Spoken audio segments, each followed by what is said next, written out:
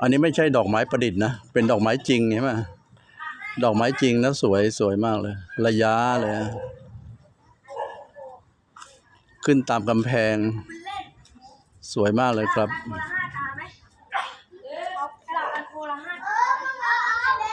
นี่ระยะเลยโหย้อยเขาเรียกว่าย้อยดอกย้อยช่อเลื้อยออกมาอันนี้ก็สวยมากเลยนี่เราเป็นโกคนละ5 ตาทีนี้เป็นโกเป็นโก